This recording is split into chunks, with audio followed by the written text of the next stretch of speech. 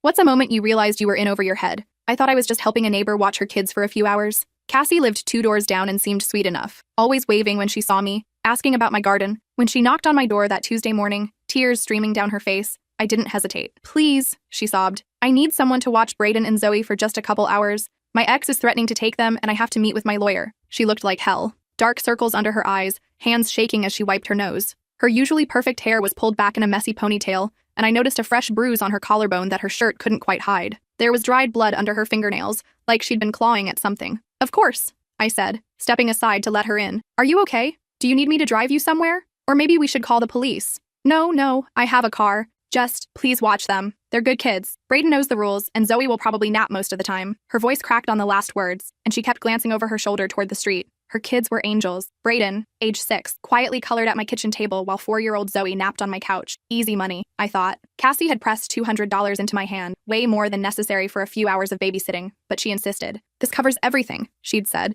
pressing the bills into my palm with trembling fingers. "Food, activities, whatever they need. I should be back by 3. If I'm not back by 5, call this number." She handed me a crumpled piece of paper with digits scrawled in shaky handwriting. "What kind of number is this?" "Just someone who can help. Promise me you'll call if I'm not back." Something felt off about the whole situation, but I'd learned not to judge. Single mothers had it tough, and messy custody battles were unfortunately common in our neighborhood. Still, the fear in her eyes was something deeper than typical divorce drama. Around 11:30, I made grilled cheese sandwiches for lunch. Brayden ate quietly, answering my questions about school with polite one-word responses. He seemed nervous, constantly glancing toward the windows like he was expecting something terrible. "Everything okay, sweetie?" I asked. "Mommy said not to go outside today," he said matter-of-factly. "She said to stay away from the windows, too. And if any strangers come, we should hide in the bathroom and be very, very quiet." That should have been my first real warning sign. What kind of custody dispute required hiding in bathrooms? But I just nodded and suggested we play a board game in the back room instead, away from the front windows. As we played Candyland, I noticed more troubling details.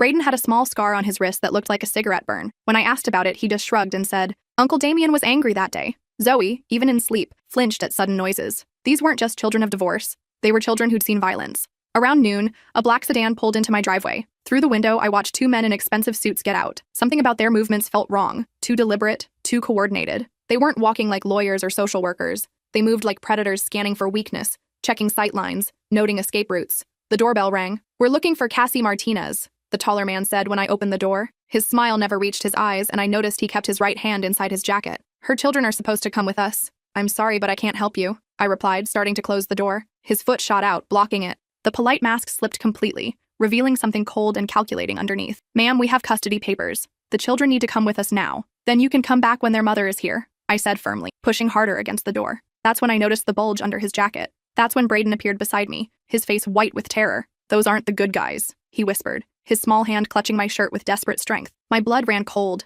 These weren't lawyers or court officials. Brayden was shaking, recognition in his eyes that made my stomach drop. This 6-year-old had seen these men before. Whatever Cassie had gotten herself into, I was now standing between 2 dangerous men and terrified children. The second man stepped closer, no longer pretending to be civilized. "This can go easy or hard, lady. Your choice." I slammed the door and immediately turned the deadbolt, my hands shaking. Brayden grabbed my arm with surprising strength for such a small kid. "They work for Uncle Damien," he whispered urgently. "Mommy said if we ever see them, we run and hide. She said they're very bad men who hurt people who don't do what they want." Uncle Damien. The pieces started clicking together. Cassie's expensive car that didn't match her modest house. The way she never talked about her family. How she always paid for everything in cash. The designer clothes she wore despite claiming to work part-time at a flower shop. The way she'd trained her children to recognize danger. "Where's your sister?" I asked, trying to keep my voice calm. "Still sleeping." I heard them talking outside, their voices getting louder and more agitated. One of them was on the phone, speaking in rapid Spanish. I caught enough to understand they were calling for backup and describing the house layout. They mentioned something about the package and delivery schedule. My house suddenly felt like a trap. 2-story colonial with windows on all sides. Nowhere to hide. No back exit except through the kitchen door they could easily see from the front yard. I grabbed my phone and dialed 911. "911, what's your emergency?" "There are men trying to break into my house and take children that aren't theirs," I said, keeping my voice low while pulling Brayden away from the front windows. "Are these men armed?" "I think so. They're not police or social workers. The little boy says they work for someone dangerous. His mother left him here and these men are trying to take him." "Are you in immediate danger?" "Yes. They're surrounding the house. Officers are on their way. Can you get to a secure location in your home?" "I'm trying." "Stay on the line with me. How many children are with you?" "2, ages 4 and 6. Through the kitchen window, I saw the second man circling around back. They were going to surround us. Professional, coordinated. These weren't random thugs. They knew what they were doing. The way they moved suggested military or law enforcement training. Brayden, I need you to wake up Zoe very quietly and bring her to the bathroom upstairs. Can you do that? He nodded solemnly, understanding the gravity better than any 6-year-old should. As he gently shook his sister awake, I watched him whisper something in her ear. She didn't cry or ask questions, just took his hand and followed him upstairs. These kids had been through this before. As they disappeared up the stairs, I heard the back door handle rattle. Thank God I'd locked it out of habit. But these guys didn't seem like the type to be stopped by locked doors. The sound of splintering wood confirmed my fear. I ran upstairs, found the kids huddled in my bathroom, and locked that door too. It wouldn't hold them long, but maybe long enough for the police to arrive. Are the police coming? Brayden asked, pulling his sister close. Yes, sweetheart. They're coming. But would they get here in time? Heavy footsteps echoed through my house. 2 sets, moving methodically, checking each room. They weren't trying to be quiet anymore. I heard furniture being overturned, drawers being yanked open. They were searching for something specific. We know you're here, one called out. Just give us the kids and nobody gets hurt. We don't want you. This isn't your fight. Zoe started to whimper. I pulled her close, covering her mouth gently. Brayden wrapped his arms around both of us, his little body trembling. Mommy said you're a good person, he whispered to me. She said good people don't let bad things happen to kids. The footsteps stopped outside the bathroom door. Found them, a voice said. The door handle turned. When it didn't open, someone kicked it. The frame cracked but held. Another kick, more splintering. On the third kick, I could see light through the cracks in the wood. I looked around desperately. The bathroom window was too small for me, but maybe... Brayden, can you climb out that window? He looked at the narrow opening and nodded. What about Zoe? You'll help her down. Take her and run to Mrs. Patterson's house next door. Tell her to call the police again and say it's an emergency at my address. What about you? I'll be right behind you. It was a lie, but he was 6. He needed to believe it. I boosted him up to the window. He squeezed through with effort, then I lifted Zoe up to him. She was crying now, but quietly. Just as her feet disappeared through the opening, the bathroom door exploded inward. The taller man stood in the doorway, gun drawn. Up close, I could see the scar running from his left ear to his jaw. His eyes were cold, empty. This was someone who'd done terrible things and felt nothing about it. Where are they? I pointed to the window. Gone. He cursed in Spanish and spoke into a radio I hadn't noticed before. Subjects have fled the building. Check the perimeter. They're heading to the neighboring house. You just made this a lot harder on yourself, he said, advancing toward me. Boss doesn't like complications, doesn't like witnesses. That's when I heard the sirens in the distance. His expression changed. The confident predator became a cornered animal. He grabbed my arm and yanked me toward the stairs, his grip tight enough to bruise. You're coming with us. Like hell I am. I drove my elbow back into his ribs as hard as I could. He doubled over with a grunt, and I ran for the stairs. Made it halfway down before the second man appeared at the bottom, blocking my path. He was shorter, but stockier, with arms covered in tattoos. Prison tattoos, I realized. He raised his gun with practiced ease. Don't move. The sirens were getting closer. Through the front window, I could see red and blue lights flashing in the distance. We need to go. The second man called to his partner. Cops are 2 minutes out. Not without the package, came the reply from behind me. Boss wants the kids. Contracts for both of them. Package. Contract. They were talking about those children like cargo, like property to be collected and delivered. The casual way they discussed it made my blood run cold. Police cars screeched into my driveway. Car doors slammed. Someone was shouting orders through a megaphone. This is the police. Exit the building with your hands visible. The man at the bottom of the stairs looked back at his partner, then at me. In that moment of hesitation, I made a choice that probably saved my life. I jumped. Not down the stairs. That would have landed me right on top of him. Instead, I grabbed the banister and vaulted over it, dropping into my living room with a crash that knocked the wind out of me and sent shooting pain through my left ankle. But I was alive, and I was between the gunman and the front door when it burst open. Police, drop your weapons. What happened next was chaos. Shouting, running, the crash of someone going through my kitchen window as they tried to escape out back. Gunshots. 2 quick pops that made my ears ring and left me temporarily deaf. When the dust settled, both men were in custody. The one with the scar was bleeding from a shoulder wound, cursing in Spanish as the EMTs worked on him. The stocky one had surrendered immediately when he found himself surrounded in my backyard. I was sitting on my porch, wrapped in a blanket, watching EMTs check over Brayden and Zoe in Mrs. Patterson's yard. They seemed okay physically, but Brayden kept looking back at my house with haunted eyes. Detective Walsh sat down beside me. She was younger than I'd expected, maybe early 30s, with short auburn hair and eyes that had seen too much. Hell of a thing you did today, she said. Those kids are lucky you were there. I still don't understand what this was about. Cassie said something about custody issues with her ex. She flipped through her notepad. Cassie Martinez, real name Carolina Vega, was supposed to testify against her brother-in-law's drug operation next week. Those men were sent to take the children as leverage to keep her quiet. Her own family? Sometimes family is the most dangerous thing of all. Damian Vega runs one of the largest heroin distribution networks in the state. His operation brings in millions every month. Carolina saw something she shouldn't have, and now she's the star witness in a federal case. I thought about Brayden's words. Those aren't the good guys. How many times had this 6-year-old seen these men? How long had he been living in fear, teaching his baby sister to be quiet and hide? Where's Cassie now? Safe house. She'll be relocated after the trial, along with the kids. New identities, new lives. It's the only way to keep them safe. What about me? Do I need to worry about retaliation? Detective Walsh's expression grew serious. We're keeping an eye on things. Damien's organization is more focused on silencing Carolina than going after random civilians, but you should be aware of your surroundings for the next few weeks. Over the following days, I learned more about what I'd stumbled into.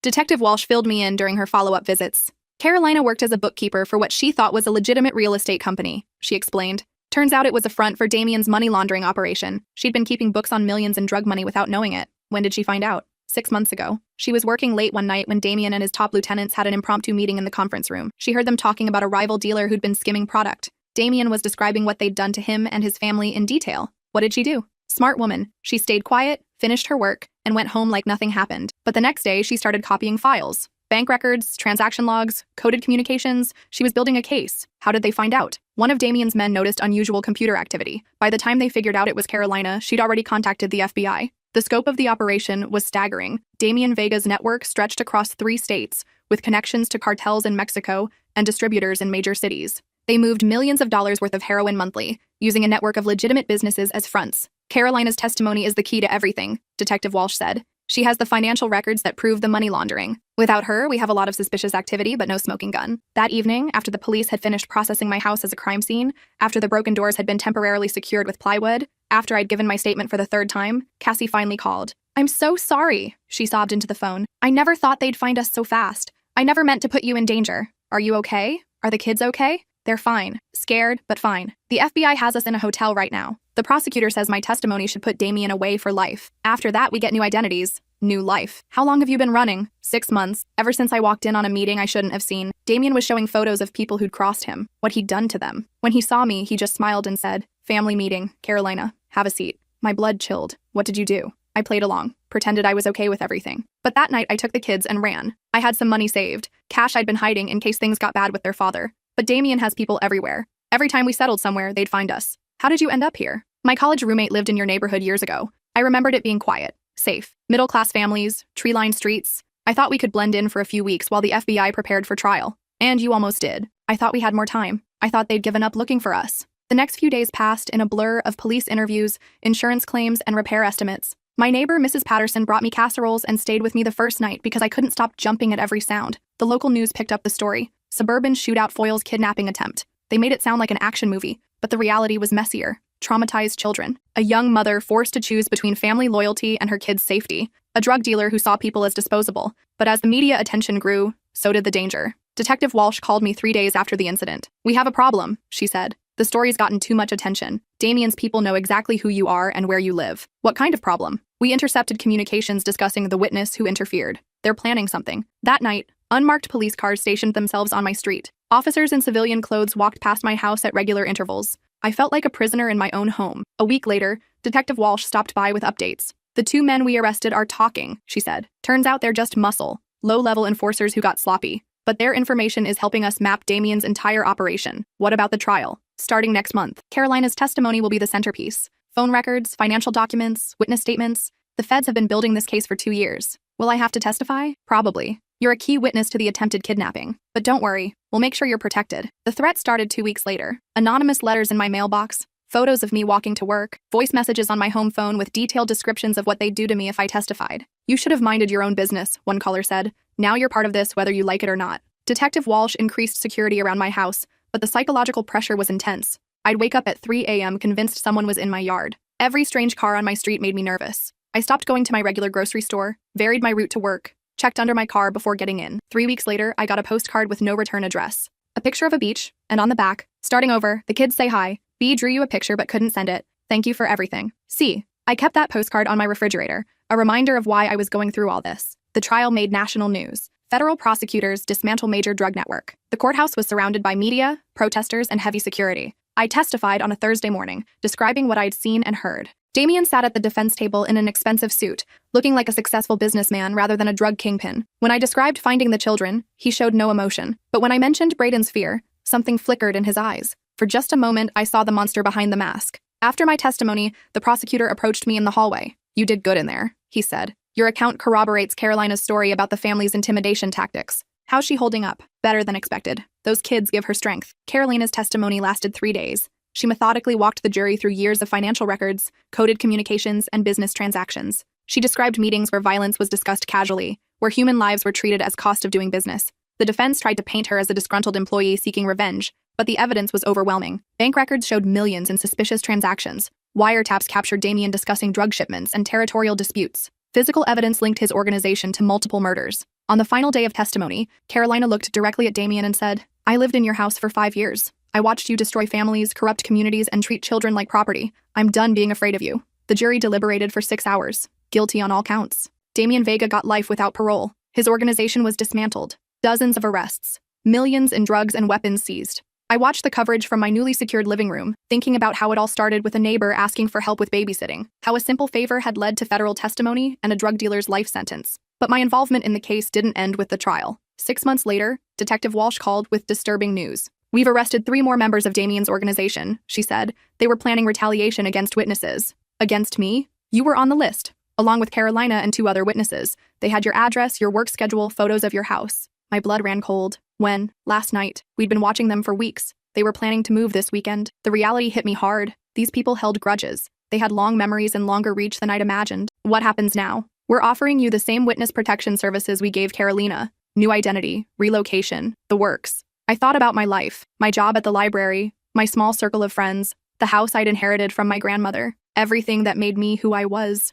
How long would I have to stay hidden? Hard to say. Maybe a few years, maybe forever. These organizations don't forgive, and they don't forget. That night, I sat in my living room, looking at the family photos on my mantle, the books I'd collected over decades, the garden I'd spent years cultivating. Was I ready to give it all up? The next morning, I called Detective Walsh back. "I'm not running," I said. "This is my life. I'm not letting them take it away from me." "Are you sure? These people are serious about revenge." "So am I. Serious about not letting them win." Instead of hiding, I chose to fight back in my own way. I started volunteering with organizations that helped victims of domestic violence and organized crime. I spoke at conferences about witness protection and community safety. I turned my experience into advocacy. The death threats came sporadically. Anonymous letters, unknown callers hanging up when I answered. Detective Walsh taught me how to vary my routines, how to check for surveillance, how to report suspicious activity. One particularly disturbing incident occurred 8 months after the trial. I came home to find my back door jimmied open and my house ransacked. Nothing was stolen, but the message was clear. "We can get to you anytime we want." The police increased patrols,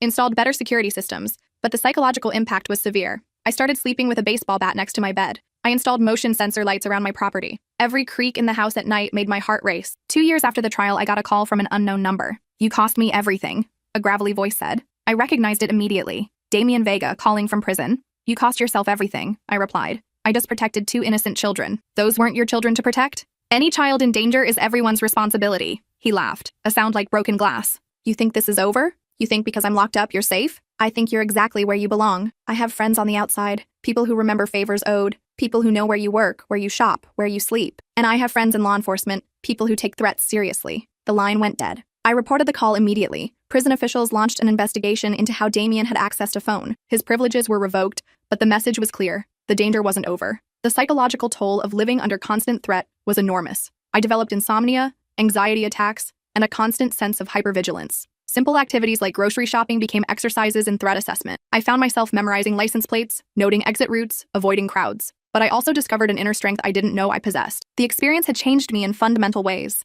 I'd stared down armed criminals and survived. I'd protected innocent children at great personal risk. I'd stood up to one of the most dangerous criminal organizations in the state. 3 years later, everything changed again. Detective Walsh called with news that made me reconsider everything. "Damien Vega is dead," she said simply. "What happened?" "Prison fight. Looks like he crossed the wrong people inside. His protection network couldn't save him from other inmates who had their own scores to settle." I felt a complex mix of emotions. Relief that the threat was gone, sadness that it had come to violence, uncertainty about what this meant for my safety. Does this end it? Mostly. His organization is scattered. Most of his top people are either dead or in prison. The ones still free have bigger problems than revenge against witnesses. The news of Damien's death made headlines across the region. Drug kingpin killed in prison fight. The articles detailed his criminal empire, the federal investigation that brought him down, and the witnesses who'd testified against him. For the first time in 3 years, I slept through the night without waking up at every sound. 4 years after that terrible Tuesday, I finally got the call I'd been hoping for. "Package delivered safely," said a familiar voice. "Carolina? We're free," she said, crying. "Really free. New names, new life, but free to live it without looking over our shoulders. How are the kids?" "Brayden's 10 now. He plays soccer and builds robots.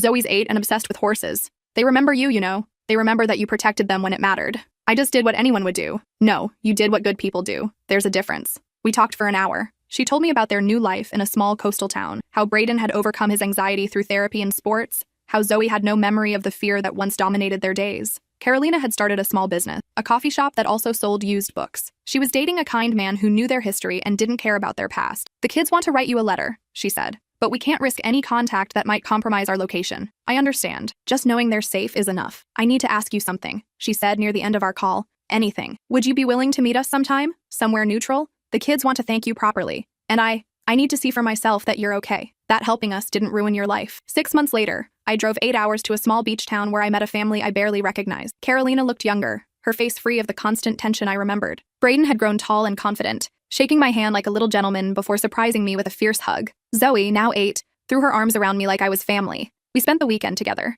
walking on the beach, playing miniature golf, eating ice cream, doing all the normal family things they'd never been able to do safely before. It was like watching a family come back to life. On my last evening there, as we watched the sunset from their back porch, Braden sat beside me. "I want to be a police officer when I grow up," he said. "That's a great goal. I want to help protect families like you protected us." I looked at this remarkable kid who'd survived more trauma than most adults ever face, who'd watched his mother live in fear, who'd learned to hide and be silent to stay safe. Now he wanted to be a protector himself. "You'll make an excellent officer," I told him. "Will you come to my graduation? When I finish police academy? Try and keep me away." Zoe climbed into my lap, something she'd never done as a terrified 4-year-old. "Are you our guardian angel?" she asked with the straightforward curiosity of childhood. "No, sweetie. I'm just someone who cares about kids like you. Mommy says guardian angels look like regular people, so the bad guys don't know they're there." Carolina smiled from across the porch. "She's been saying that for years. I think she's right." As I drove home that night, I reflected on the question that had started this whole story. What's a moment you realized you were in over your head? The truth is, I realized I was in over my head the moment Braden whispered, "Those aren't the good guys." Everything that came after, the guns, the chase, the trial, the threats, all of it stemmed from that single moment of recognition. But being in over your head doesn't mean you're drowning. Sometimes it means you're exactly where you need to be, doing exactly what needs to be done. I never asked to become part of a federal case against a drug cartel. I just wanted to help a neighbor. But that's how life works sometimes. You think you're signing up for one thing and you end up in the middle of something else entirely. The difference is what you do when you realize how deep the water really is. Do you panic and drown? Or do you learn to swim? I chose to swim, and 2 kids are alive and free today because of it. 7 years have passed since that Tuesday morning. I still live in the same house, though it's much more secure now. I still work at the library, though I also travel around the country speaking about witness protection and community safety. My story has been featured in documentaries about organized crime and witness protection. I've testified before congressional committees about the need for better support systems for crime witnesses. I've helped establish safe houses for families fleeing domestic violence. The experience transformed my understanding of courage, justice, and community responsibility. I learned that ordinary people can find extraordinary strength when protecting the innocent. I discovered that standing up to evil, even when you're terrified, is what separates civilization from chaos. And every year, on the anniversary of that day, I get a card from a family with no return address. Pictures of kids playing sports, graduating from school, celebrating birthdays, normal life, happy life, free life. The latest card shows a teenage boy in a police academy uniform and a girl on horseback, both grinning at the camera. The message inside is always the same. Thank you for teaching us that good people fight for what's right. But the story doesn't end there. Last month, I got an unexpected visit. A young man in his 20s knocked on my door, and when I opened it, I saw familiar eyes. "Ms. Henderson," he said. "I'm Braden. I think you knew me when I was little." The 6-year-old boy who'd whispered warnings about bad guys had grown into a confident young police officer. He was home on leave, having just graduated from the academy. "I kept my promise," he said, showing me his badge. "I wanted to thank you in person." We spent the afternoon talking about his training, his career goals, his family. Carolina had remarried, a good man who treated her children as his own. Zoe was starting college in the fall, studying veterinary medicine. They'd built the life they'd dreamed of during those terrifying months in hiding. "Do you ever regret it?" Braden asked as he prepared to leave. "Getting involved that day? Everything you went through because of us?" I thought about the threats, the sleepless nights, the years of looking over my shoulder, the way my life had been turned upside down by choosing to protect 2 children I barely knew. "Never," I said. "Not for a single moment." "Why?" "Because some things are worth the risk, some people are worth protecting, and some moments define who you really are." He hugged me goodbye. A strong, confident young man who would spend his career protecting others the way I'd once protected him. After he left, I sat on my porch thinking about ripples, how one moment of choosing courage over comfort had created waves that would last for generations. Braden would protect families. Some of those families would be inspired to help others. The circle would continue expanding, touching lives I'd never know about. Sometimes being in over your head is exactly where you need to be. Because if you're not in over your head, maybe you're not diving deep enough into what matters. And what matters is protecting the innocent, standing up to bullies, and proving that ordinary people can do extraordinary things when they choose courage over comfort, especially when they're scared, because courage isn't the absence of fear. It's doing the right thing despite the fear. And that Tuesday morning, when I slammed the door on 2 armed men and decided to protect 2 children I barely knew, I learned that being in over my head was just another way of saying I was finally swimming in waters deep enough to matter. The moment you realize you're in over your head might be the most important moment of your life. It's the moment you discover what you're really made of, what you truly believe in, and how far you're willing to go to protect what matters. For me, that moment came at 12:15 on a Tuesday afternoon when a 6-year-old boy looked at me with terrified eyes and trusted me to keep him safe. I was in over my head, and I wouldn't have it any other way.